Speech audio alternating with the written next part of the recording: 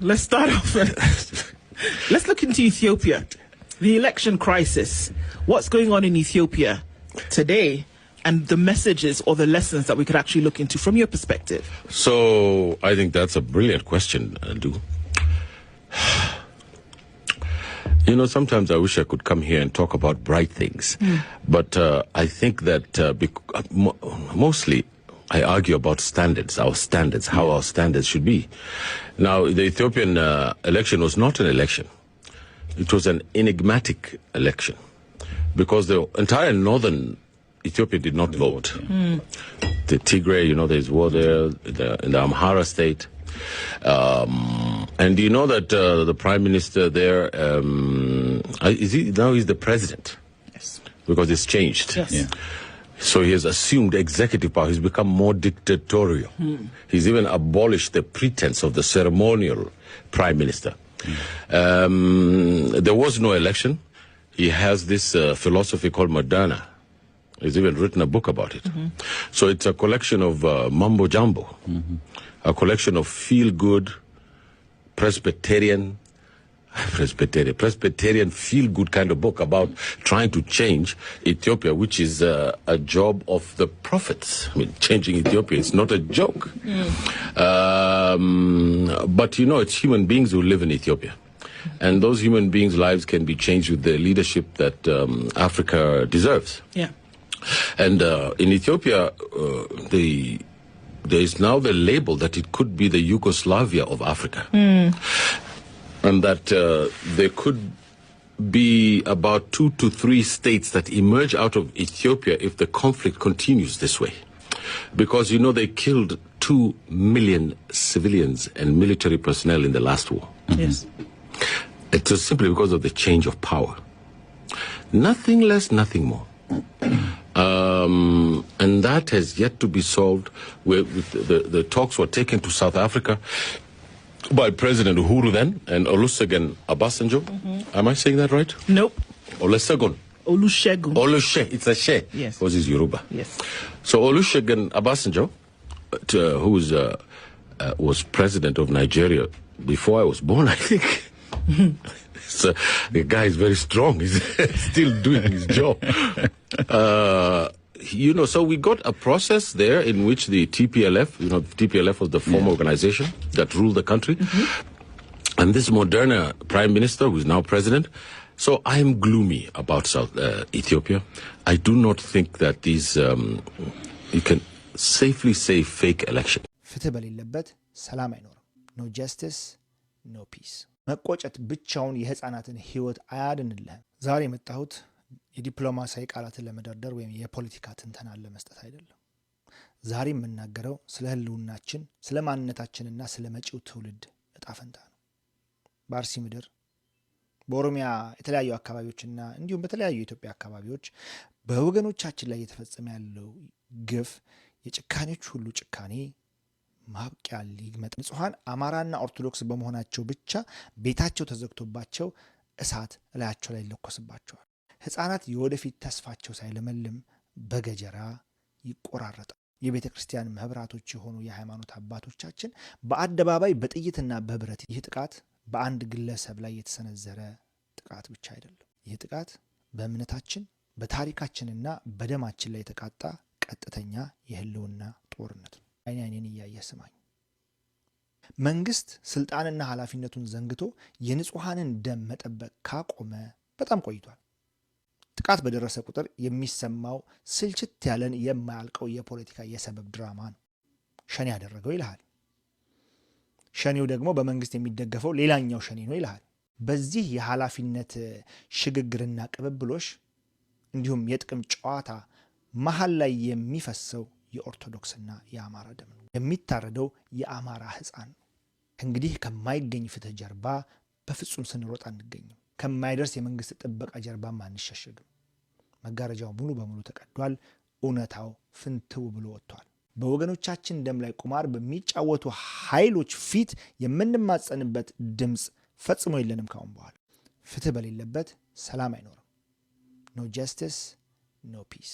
ደማችን እንደ ውሃ እየፈሰሰ ማንነታችን እየተፈተነ ዝምታን መምረጥ በራሱ ከተባባሪዎች ዘንድ መቆም ነው። መናደድ ብቻውን ቤት አይጠብቅም። ፍትህ ከመንግስት አደባባዮች ካልመጣች ህዝብ በክንዱ በአንድነቱና በቆራጥነቱ የራሱን ፍትህ የመስጠትና ህልውናውን የማስከበር ሙሉ መብት አለው። ይህ የተቀሰቀሰብን የጥፋት ማዕበልን እንድንፈራ እንድንበተንና ሀገራችንን እንድንለቅ የታቀደ ነው። ነገር ግን እኛ ማንን ብለን መጠየቅ ያስፈልጋል። እኛ ማለት በመከራ ውስጥ የጸናን በሰይፍ ፊት ያልተንበረከክን በታሪክ አደባባይ ማንነታችንን በደማችን የጻፍን ህዝቦች ነን። አሁን የምንቆጣበት የምንናደድበት ብቻ ሳይሆን ቁጣችንን ወደማይበገር አቅም የምንቀይርበት ወሳኝ ጊዜ ላይ ነን። መናደድ ብቻውን ቤት አይጠብቅም። መቆጨት ብቻውን የህፃናትን ህይወት አያድንልህም። አሁን የሚያስፈልገን በተግባር የተገለጠ እምቢተኝነትና ጠንካራ አንድነት ነው። በየአካባቢው በመደራጀት ማንም መጥቶ እስኪያርደን የማንጠብቅበት ደረጃ ላይ መድረስ አለብን። እያንዳንዱ የኦርቶዶክስ ምዕመን፣ እያንዳንዱ የአማራ ወጣት የአካባቢውን የቤተ ክርስቲያኑንና የቤተሰቡን ሰላም በንቃት የመጠበቅና ራሱን የመከላከል ሙሉ መብት እንዲሁም ግዴታ አለበት። ከዛ በተጨማሪ በግፍ የተፈናቀሉትን የተጎዱትን ወገኖቻችንን በጉልበታችን የምንችል በገንዘባችንና በእውቀታችን መደገፍ አለብን። የአንዱ ህመም የሁላችንም ህመም መሆን አለበት። ይህንን ግፍ ለዓለም አቀፍ ማህበረሰብ፣ ለታሪክና ለሚቀጥለው ትውልድ ማሳወቅ አንዱ ግዴታችን ነው። ድምፃችን እንደ ነጎድጓድ ሊሰማ ይገባል። ብዙ ኮነን ለምንድን ነው እንደ ትንሽ ህዝብ ሆነን የቀረ ነው? የህልውናችን ዋስትና በእጃችን ነው። ታሪክ ምስክር ነው። ፍትህ በፍጹም በልመና አትገኝም። ፍትህ በትግልና በጽናት ነው የምትገኘው። የንጹሐን ደም ከምድር ወደ ሰማይ ይጮኋል። የነዚያ የታረዱ ህፃናት መቃብር፣ የነዛ የተቃጠሉ አባቶች አመድ እኛን ይጠይቀናል። ምን አደረጋችሁልን ይለናል። የዚህ ትውልድ አካል መሆን አንድም መታደል ነው፣ አንድም ከባድ ነው። ከእንግዲህ አንተኛም። ከእንግዲህ ለጥፋት ኃይሎች እጃችንን አጣጥፈን አንቀመጥም። ማንነታችን፣ ኩራታችን፣ እምነታችን ደግሞ ህይወታችን ነው። እምነታችንና ማንነታችን በደማቸው ጠብቀው ላቆዩልን አባቶቻችን ስንል ዛሬም እኛ ዋጋ ለመክፈል ዝግጁ መሆን አለብን። ፍትህ እስኪነግስ፣ የወገኖቻችን ደም መፍሰስ እስኪቆም፣ ማንነታችን በክብር እስኪመለስ ድረስ ትግላችን ፈጽሞ መቆም የለበትም። ቁጣችንን ወደ አንድነት፣ ቁጭታችንን ወደ ጥንካሬ፣ ፍርሃታችንን ደግሞ ወደ ጽናት እንቀይረው። ፍትህ በግፍ ለታረዱ ወገኖቻችን፣ ክብርና ህልውና ለህዝባችን።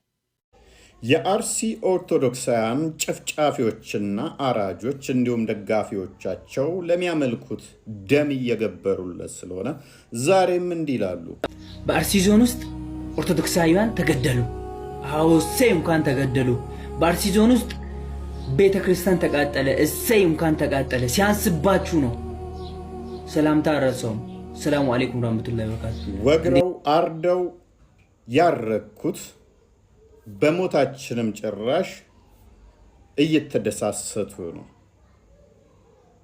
ገዳይ እንዲህ ሲፎክር አትግደሉን የማለት ይሄ ሁማን ራይት አለን። አትግደሉን ብቻ ሳይሆን ሊገለን የመጣን የመከላከልም መፍቱ አለን። ስለዚህ ካሁን በኋላ እንደ ክርስቲያን ማንኛውም ክርስቲያን ሊያደርግ የሚገባው አትግደሉን ብቻ ብሎ መጮ ሳይሆን ቤተሰቡን፣ እናት አባቱን፣ እህት ወንድሙን ሊገል የመጣን አካል የመመከት የመከላከል ሊያጠቃህ የመጣን በሚገባው የማናገር መፍቱ እንዳለን ልታውቁ ይገባል። ይሄ ሰብአዊነታችን ያንን እንድናደርግ የሚያስገድደንም ስለሆነ እነሱ እኛን ገለው ለምንድን ነው የሚፈልጉት ካል ይሄ ነው መልሱ። በሆትነስ ተነስቶ መጮህ በጣም አንድ ማሳሰቢያ የምናገረው ቤተክርስቲያን መቃጠል የለበትም። አንድ ብር ሁለት ብር ለቅመናል እንደ መስጂድ የምንገነባው ቤተክርስቲያን መቃጠል የለበትም። መጥፋት ያለበት ኃይል መጥፋት አለበት። ቤተክርስቲያን ምን ይሆናል? መስጂድ ይሆናል። ለምን ይቃጠላል? ስለዚህ ሰዎች አሁን ይሄ ወራቤ ላይ የተነሳው የማይሆን ነገር ነው። እንደዚህ ቤተክርስቲያን መቃጠል የለበትም። ድሉ ከኛ ነው፣ እናሸንፋለን። ቤተክርስቲያን ገብርኤል መስጂድ ይሆናል ኢንሻአላህ። ስለዚህ በዚህ ደረጃ ነው አሁን ወጣቶች ነን፣ ሰከን ብለን ወደ ጦርነት ነው መግባት ያለብን። አላሁ አክበር። እንግዲህ እንደሰማችሁት መስጊድ ሙሉ ህዝብ ሰብስበው መሞት ያለበት ይገደልና ቤተክርስቲያኑን ገብርኤል ቤተክርስቲያን መስጊድ ይሆናል ሲል ሰምታችኋል። ታዲያ ትናንት ወዲያም እንዲሁ ነው የሆነው። አንደኛውን ቤተክርስቲያን አቃጠሉ፣ አንደኛውን ቤተክርስቲያን ዘረፉ፣ ምእመኑን ገደሉ፣ ምእመኑን እምሽክ አደረጉ። ከ300 በላይ ምእመን የት እንደገባ እንዲጠፋ እንዲፈናቀል ተደረገ። ይሄ ነው እየተካሄደ ያለው በስልት ኦርቶዶክሳውያንን የማጽዳት። አትግደሉን ለዓመታት ተባለ። አሁን አትግደሉን ሳይሆን ራሳችን አንገደልም ብለን እምቢ የማለት ህዝባዊ እምቢተኝነትን ኦርቶዶክሳውያን የማሳየት ጊዜያችን አሁን ይመስለኛል። እንዲህ ነው ደግሞ እያደረጉ ከአርሲ ኦርቶዶክሳውያንን ለዓመታት ካጸዱት በኋላ መሬቱን እንዲየተካፈለ የአርሲ ዞን የአሰላ ከተማ እንዲሁም የቲዮ ወረዳ የሙስሊሙን ህብረተሰብ ችግር ግምት ውስጥ በማስገባት ይህንን ሰፊ ሜዳ እምብርት ዋናው መንገድ ላይ የሙስሊሙ ተአምር ነው። 100 ካሬ ሜትር ማለት በጣም ሰፊ ነው። የአርሲ ዞን ሙስሊሞች ሰፊ ቢሆኑም ሙሉ ለሙሉ ይመጥናል ብለን አንልም። ይሄ ያልተገኘ ያልነበረ እድል ነውና እጃችን እንግዲህ እንደተመለከታችሁት ነው። እቅዳቸውን በፍጹም ሳይዘነጉ እያሳኳት እንዳለ ከዚህ እንረዳለን። ኦርቶዶክሳውያንን ከአርሲ የማጥዳትና ቦታዎችን የመያዝ መቼም ሰዎች በየትኛውም ዓለም ላይ መፍታቸውን ያስከበሩት በማለቃቀስ ሳይሆን ክንደ ብርቱ በመሆን ህብረታቸውን በማጠናከር ለዓላማቸው ጠንክረው በመስራት ነው። ስለዚህ አንድም ሞንክ ሁለትም ሞንክ ሶስትም ሞንክ መፍትሄን ለማስከበር ጠንክረህ ልሰሩ ይገባል። እምቢ ማለት እስካልጀመራችሁ ድረስ በማንኛውም ሁኔታ በየትኛውም ሁኔታ እንደ አህያ ሊጭናችሁ ለሚፈልግ አካል እምቢ ማለትን እስካልለመዳችሁ ድረስ ሚዲያው ላይ በመጮህ ብቻ መፍትሄ የሚመጣ አይደለም። የሆኑ ተቋማት የሆኑ አባቶች እንዲጮሁላችሁ ብቻ መፍትሄ ልትጠብቁ አይገባም። እምቢ ማለትና ይሄንን የተሽመደመደ አካሄዱ ጤናማ ያልሆነ ደም ካልጠጣ ማይረጋን አካል አሽቀንጥሮ ይመጣል።